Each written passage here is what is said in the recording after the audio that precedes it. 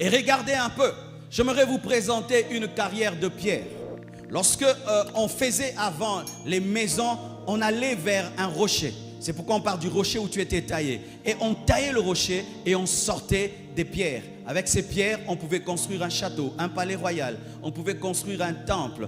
Et tu vois, là où sort la pierre, c'est bizarre, c'est rigueux. Et on prenait une pierre taillée déjà dans la carrière et on amenait faire le temple. Mais quand tu deviens une pierre dans le temple, n'oublie pas d'où tu viens. Alléluia. Quand tu deviens une pierre dans le temple, n'oublie pas que tu n'as pas été dans le temple, mais tu étais pris dans la carrière. N'oublie jamais ton histoire. Tu es une pierre qui a été prise dans la carrière. N'oubliez pas vos carrières. Il y a aussi des carrières d'or. Montrez un peu les carrières d'or. L'or, quand tu vois l'or, tu portes l'or, c'est beau et tout le reste. Et tu portes des chaînettes et tout. Et tu peux dire, waouh, l'or est tombé sur ta main. Non, l'or a été pris là, dans ce trou-là, dans ces sillons-là. On est allé chercher une pierre qu'on a chauffée. On a donné une forme. Aujourd'hui, tu es de l'or, mais tu n'es pas né or. Il y a quelqu'un qui a payé tes études. Il y a quelqu'un qui a prié pour toi. Il y a quelqu'un qui t'a enseigné. C'est que tu connais quelqu'un, ouvert la Bible, il t'a enseigné. L'onction que tu as, quelqu'un a jeûné, il a imposé les mains. Aujourd'hui, tu es de l'or. Mais il y a quelqu'un, n'oubliez jamais la source. Et s'il y a quelqu'un qu'il ne faut jamais oublier, c'est le Saint-Esprit qui t'a donné les dons. C'est le Saint-Esprit qui t'a donné l'onction. C'est le Saint-Esprit qui t'a dirigé. N'oublie jamais la carrière. N'oublie jamais le rocher où tu as été tiré. Il y a aussi les carrières de diamants. Quand tu vois un beau diamant, un très beau diamant, c'est waouh. Mais pour avoir le diamant, des fois quand tu vas en Bujimaï, il faut voir là où ils creusent le diamant. Et vous voyez ce trou qui est bizarre, ce trou qui est sale. Comme certains, ta maman n'a pas étudié et toi tu es licencié. Et comme tu es licencié, tu te permets de manquer du respect à ta mère. C'est vrai que tu es maintenant un diamant, mais tu viens d'un trou. Tu viens d'un trou. Aujourd'hui, nous avons des téléphones, nous avons des iPads et il y a le coltan dedans. Mais pour avoir le coltan, il y a des enfants qui creusent et qui creusent et qui creusent et qui creusent. N'oublie jamais d'où tu es sorti et n'efface jamais tes traces. Ça va te garder humble. L'homme qui garde le lit de la paralysie reste humble même s'il est devenu judoka. L'homme qui garde le lit de la paralysie reste humble même s'il est devenu un grand homme fort. N'oublie jamais. C'est pourquoi ayez des albums brisement, des albums photos brisement, où quand tu regardes, tu dis Dieu est bon, Dieu est bon. À chaque page, Dieu est grand. À chaque page, Dieu est puissant, Dieu est puissant. Frère, gardez ces photos qui vous brisent. Gardez ces photos qui vous rappellent que vous étiez malade et vous avez été guéri. Gardez ces photos qui vous rappellent que vous étiez des païens. Aujourd'hui, vous avez l'onction du Saint-Esprit. Gardez les photos qui vous rappellent que vous étiez venus dans cette église comme des simples fidèles. Et aujourd'hui, tu es un prédicateur. Gardez de telles photos, ça vous garde humble. Oh, donne-moi l'amen. Donne-moi l'amen. Alléluia. Frères et sœurs, chacun de nous vient de quelque part. Dis à ton voisin, je viens de quelque part. Et si tu n'as pas souffert financièrement, peut-être toi c'était au niveau de l'âme. Tu étais dépressif, tu n'avais pas la joie. Maintenant regarde la joie que tu as. Regarde le bonheur que tu as. Peut-être toi tu étais malade, aujourd'hui tu es guéri. Peut-être toi tu étais un maudit, aujourd'hui tu es béni. N'oubliez jamais les hauts faits de Dieu. N'oubliez jamais les hauts faits de Dieu. Et n'oubliez jamais les hommes par lesquels Dieu est passé pour le faire. Et Dieu vous bénira et Dieu vous gardera. Alléluia. Et la Bible nous dit ceci, mes frères et sœurs. Ésaïe 1, verset 2. Cieux, écoutez, terre, prête l'oreille, car l'Éternel parle. J'ai nourri et élevé des enfants, mais ils se sont révoltés contre moi. Le bœuf connaît son possesseur, et l'âne la crèche de son maître. Israël ne connaît rien. Mon peuple n'a point d'intelligence. C'est dommage que Dieu, des fois, soit obligé dans sa pédagogie de nous comparer à des animaux. Oui, il a créé l'homme, il a aussi créé les animaux.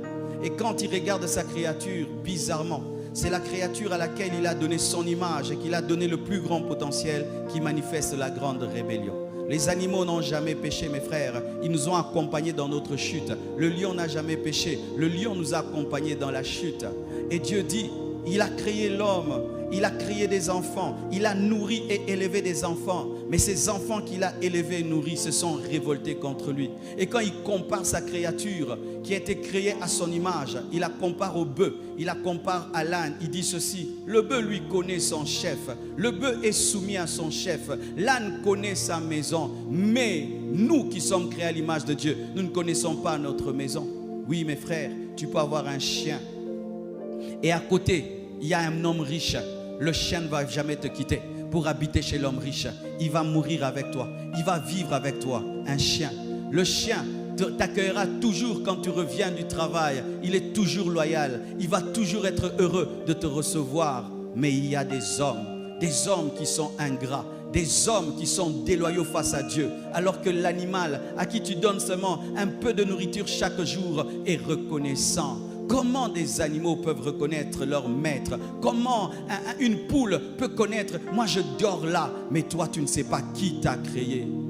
Tu vis et tu as une spiritualité qui est en deçà même de la spiritualité d'un animal. L'animal connaît son chef. Tu dis Milou viens, il vient. Coucher, il se couche. Mais Dieu te dit viens, tu ne viens pas. Il te dit fais ceci, tu ne fais pas. Mais l'animal se soumet à son maître pendant que toi tu ne te soumets pas à ton créateur. Lorsque Dieu a créé l'homme, il a créé à son image, mais il n'a pas créé l'animal à son image. L'animal a été créé sans avoir un esprit, mais toi tu es éternel. Mais lorsqu'on te voit, tu vis moins qu'un animal. Tu vis comme si tu t'es créé toi-même. Tu vis comme si tu existes par toi-même. Tu vis comme si tu n'as de compte à rendre à personne. Alors que ton chien, il t'est soumis. Ton chien, il dort toujours à la maison. Mais toi, tu as quitté la maison de Dieu. Tu as quitté la présence de Dieu. Et Dieu se plaint, il dit, comment des animaux peuvent être plus loyaux que ma créature? N'oublie jamais ta source. Jean 15, versets 4 à 5 nous dit, demeurez en moi et je demeurerai en vous. Comme le sarment ne peut de lui-même porter du fruit s'il ne demeure attaché au cep, ainsi vous ne le pouvez pas non plus si vous ne demeurez en moi. Je suis le cep, vous êtes les sarments. Celui qui demeure en moi et en qui je demeure porte beaucoup de fruits, car sans moi vous ne pouvez rien faire. Lorsque tu regardes une plante, il y a les racines. Les racines sont connectées à la terre. La terre donne la sève. Et la sève passe par la tige. Et la tige donne cette sève aux branches. Et les branches donnent des feuilles, comme vous voyez, et puis donnent des fruits. Et quand tu regardes cette photo, en regardant bien, tu vas remarquer ceci, que la tige qui est connectée à la racine, à la terre, ne porte pas de fruits. La tige ne porte pas de fruits. Elle accepte de mourir à elle-même. Elle accepte de s'humilier. Elle accepte de mourir à elle-même. Et par amour pour la tige, par amour pour la branche, elle permet à la branche de porter les fruits. Mais qui est connecté à la terre, ce n'est pas la branche, c'est la tige. Mais la tige ne porte pas des fruits. Et maintenant, la branche peut tomber dans l'orgueil et dire, mais c'est moi qui porte les fruits, c'est moi qui porte les feuilles. Je suis plus beau, plus belle que la tige. Et oui, quand vous regardez, la branche est plus belle que la tige. Elle a beaucoup de fruits. Mais ces fruits proviennent d'où? Ces fruits proviennent de la connexion de la tige avec la terre. Alléluia. Et donc, c'est en soi la tige qui porte des fruits au travers de la branche. Il en est de même, mes frères et sœurs, dans ta vie. Tout ce que tu as, ce sont des fruits. Tout ce que tu as, ce sont des feuilles. Mais n'oublie jamais la tige. Tu es ce que tu es par la grâce de Dieu. Si tu as intelligence, c'est la grâce de Dieu. Si tu as l'onction, c'est la grâce de Dieu. Si tu as la puissance, c'est la grâce de Dieu. Si tu as une maison, c'est la grâce de Dieu. Si tu as une voiture, c'est la grâce de Dieu. Si tu as des enfants, c'est la grâce de Dieu. Si tu es en bonne santé, c'est la grâce de Dieu. Si tu connais la parole, c'est la grâce de Dieu. Si tu as du succès, c'est la grâce de Dieu. Si tu as de l'impact, c'est la grâce de Dieu. Quoi qu'on puisse dire, ce n'est pas toi, mais c'est la tige. Quoi qu'on puisse dire, ce n'est pas toi, c'est Jésus. C'est Jésus, c'est Jésus. Tu es le produit de Jésus. Et tout ce que tu as par la connexion avec Jésus ne peut être maintenu que par la connexion avec lui. Nous ne pouvons pas garder des fruits obtenus par la connexion en dehors de la connexion. Tout ce que tu reçois dans la présence de Dieu ne peut vivre que dans la présence de Dieu. Tout ce que tu reçois dans la sainteté ne peut demeurer que dans la sainteté. Tout ce que tu reçois dans la prière ne peut vivre que dans la prière. Tout ce que tu reçois dans la consécration ne peut vivre que dans la consécration. Tout ce que tu reçois dans la sanctification ne peut vivre que dans la sanctification. Tu ne peux pas porter les fruits par la sanctification et les garder par le péché. Tu ne peux pas porter les fruits par la foi et les garder par l'incrédulité. Tu ne peux pas porter les fruits par la prière et les garder sans la prière. Tu ne peux pas porter les fruits par la présence de Dieu et les garder en dehors de la présence de Dieu. Dieu qui donne, c'est celui qui conserve. Dieu qui donne, c'est celui qui conserve. C'est pourquoi Jésus-Christ dit, vous êtes les sarments, je suis le cep, et sans moi vous ne pouvez pas porter les fruits ni garder les fruits. Nous portons les fruits par Jésus et nous gardons les fruits par Jésus. Nous sommes élevés par Jésus et nous sommes établis par Jésus. Tout ce que Dieu te donne, lorsque tu quittes sa présence, c'est là pourri, parce que c'est la présence qui donne, qui entretient. C'est la présence qui donne, qui entretient. C'est pourquoi les fruits qui sont connectés à la tige continuent à vivre, mais quand la branche se déconnecte, qu'est-ce qui se passe? Les fruits meurent. Mes frères et sœurs, tout ce que Dieu t'a donné, le jour que tu te sépares de lui, cela mourra. Tout ce que Dieu donne ne peut être gardé que par Dieu. Satan ne peut pas couver les yeux de Dieu. Satan ne peut pas couver les œufs de Dieu. Si Dieu te donne, Satan ne peut pas entretenir ce que Dieu donne. Dieu donne et c'est lui-même qui entretient. Dieu donne Isaac, c'est lui-même qui fait grandir Isaac.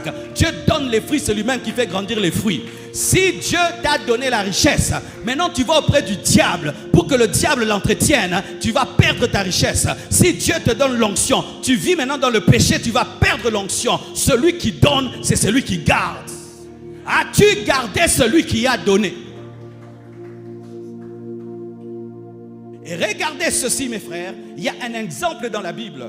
Pierre voit Jésus-Christ en train de marcher sur l'eau.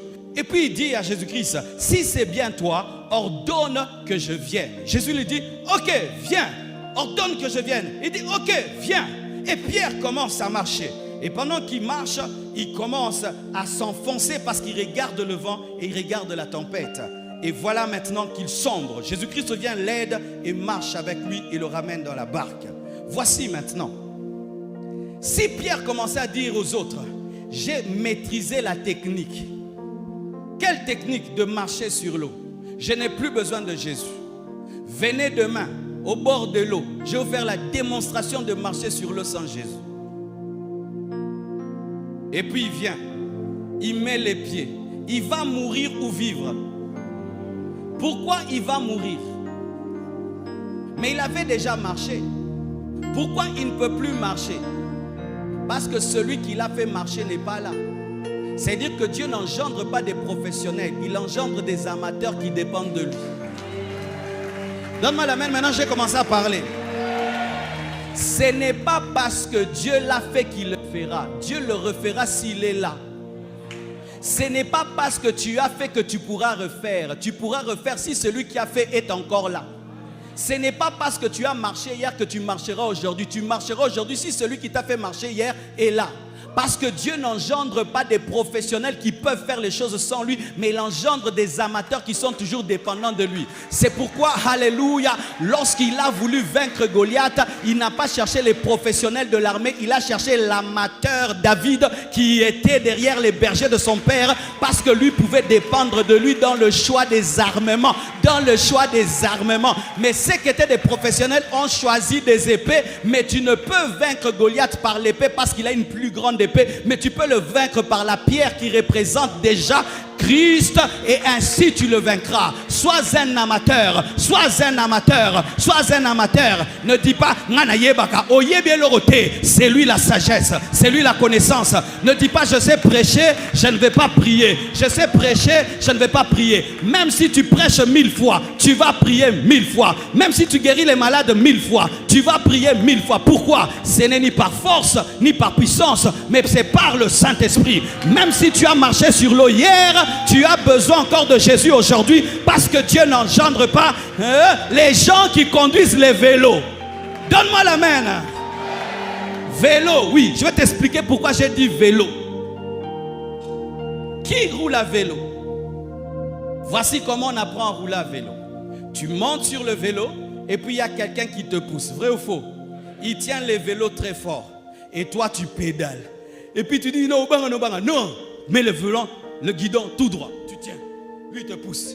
Et puis tu pédales. Quand tu vas aller comme ça, il te tient, il te tient, il te tient, il te tient. Et puis vous causez. Oui, je te tiens, je te tiens, je te tiens. Pendant que tu commences à évoluer, il commence à lâcher, n'est-ce pas? Il commence à lâcher. Mais toi, tu penses qu'il te tient. Tu commences à évoluer. Et puis il te lâche. Et puis il te lâche. Et puis tu évolues. Et toi, tu penses qu'il te tient toujours. Alors que c'est maintenant toi qui es en train de rouler toi-même et tu as l'équilibre. Et puis tu lui parles. Tout d'un coup, tu te rends compte que sa voix est lointaine. Et quand c'est monté, qui a fait ça? Qui a fait ça? Nana Zoka qui joue Rango. Alors qu'est-ce que tu fais? Tu reprends encore le vélo. Et puis il te dit, viens, je vais t'aider encore. Et quand il vient, il te lâche encore plus vite. Et un jour, tu te rends compte que le cerveau a compris. Vrai ou faux? Tu te rends compte que le cerveau a compris le point d'équilibre. Il y a un mystère dans le cerveau. Le cerveau connaît le point d'équilibre. C'est pourquoi, si tu as déjà roulé à vélo, tu n'oublieras plus jamais. Alléluia. Et tu prends. Et puis tu lui dis, laisse moi-même. Laisse moi-même. N'est-ce pas? Qui a déjà dit ça? Laisse moi-même. Et puis tu prends et tu pars. Dieu ne fait jamais ça. Il n'y a pas de laisse moi-même. Ce sera toujours comme ça. C'est pourquoi Jésus ne te parle pas du vélo, il te parle du sarment. Parce qu'il est impossible de porter le fruit sans la tige, même si tu es la branche. Et toute branche qui porte du fruit sans la tige verra un jour les feuilles sécher et les fruits pourrir, parce qu'il ne fait jamais des indépendants. Vous savez pourquoi Moïse n'est pas entré? Pour ceux qui ne le savent pas, plusieurs personnes pensent que c'était la première fois. Moïse a déjà frappé le rocher, il a donné l'eau. Oui, Dieu avait dit un jour à Moïse, frappe le rocher, il va donner l'eau. Il avait frappé, l'eau est sortie. Maintenant, la seconde fois, Moïse a frappé lui-même. Dieu avait dit de parler, mais il est resté dans l'ancienne technique, alors que Dieu avait changé de technique, il était devenu professionnel. Et comme les professionnels deviennent des idoles, Dieu a dit, toi tu es dangereux dans la bénédiction, tu vas prendre ma place, toi tu restes ici.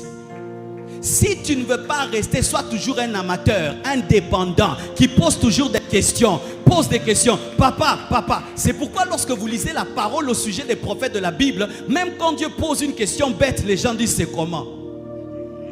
Imaginez, Dieu montre à un prophète un animal, lui dit ça c'est quoi? Il dit toi-même tu le sais.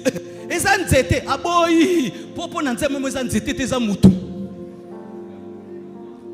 n'arrive pas à un niveau où tu ne poses plus de questions à Dieu. N'arrive plus à un niveau où tu n'as plus besoin de prière. N'arrive plus à un niveau où tu deviens tellement sûr de toi que tu n'as plus besoin de chercher Dieu. Ce sera ta mort. Ce sera ta mort. Ce sera ta mort. Soyez dépendants. Soyez dépendants. Soyez dépendants. Soyez dépendants dans les petites et dans les grandes choses. Dans les petites et dans les grandes choses.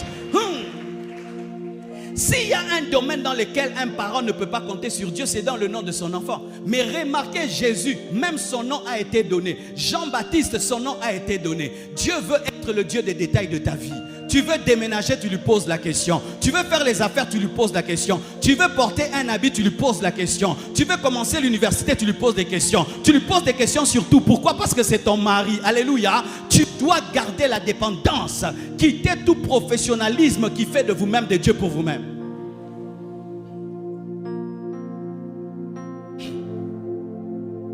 J'aimerais vous poser une question pour finir. Qui sur cette terre a connu la plus grande élévation? Qui? Vous connaissez la personne? Jésus. Jésus est l'homme le plus élevé sur la terre. Il a reçu le nom qui est élevé au-dessus de tout autre nom. Mais voyez maintenant le comportement de Jésus-Christ, l'homme le plus élevé de toute la terre qui pouvait devenir professionnel. 1 Corinthiens 15, versets 27 à 28. Dieu en effet a tout mis sous ses pieds. Élévation, vrai ou faux? Mais, dites mais. Dans l'élévation, il y a toujours un mais. Dans le jardin, il y a toujours l'arbre de la connaissance du bien et du mal. Dans le fruit, il y a toujours les moukokoli. Quand Dieu te donne la mangue, il met les moukokoli que tu ne peux pas manger. Il met le sucre dans la chair et il met l'amertume dans la graine. Pourquoi? Pour te dire que tout ne sera pas à toi. Il y aura toujours la part de Dieu. C'est ça le moukokoli spirituel. Oui.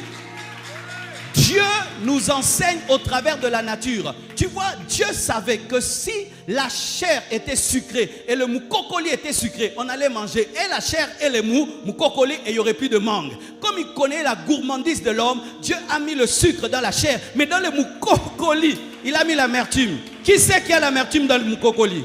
Donc tu as déjà essayé. Vous voyez, pourquoi on a essayé? Parce qu'on a voulu éradiquer toutes les mangues de la terre. Et Dieu nous a résisté par l'amertume.